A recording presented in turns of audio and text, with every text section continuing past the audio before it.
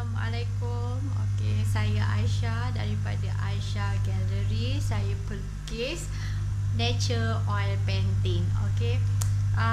Di sini saya ingin mengumumkan satu perkara. Saya menerima tempahan lukisan daripada anda semua. Okey. Saya juga ingin menyatakan di sini bahawa saya hanya menerima gambar yang berlatar belakangkan nature dan juga mother nature, okey, alam semula jadi.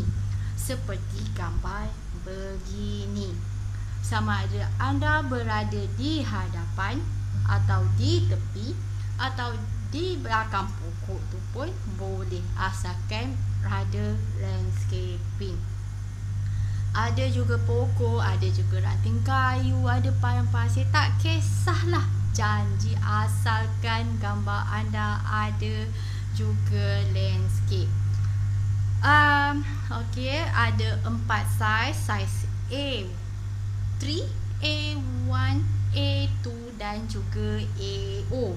Okey, semua gambar-gambar ni, semua saiz-saiz ini adalah lain-lain harga bergantung pada lukisan yang anda ingin saya lukis.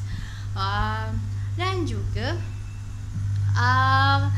saya tidak menerima, saya tak melukis 100% pada portrait. Okey, seperti portrait. Saya tidak menumpu 100% kepada lukisan portrait.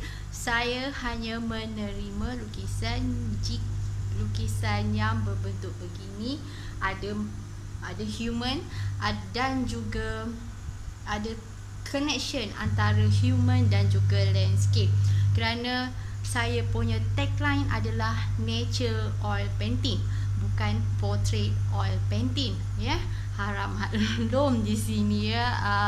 Jadi sesiapa yang ingin saya melukis gambar anda, bolehlah anda send gambar tersebut ke email saya isyahgallery@gmail.com, ataupun boleh PM saya atau WhatsApp saya di Facebook, atau boleh message teks saya di nombor phone saya 00175394376. Maaflah bercampur aduk bahasa.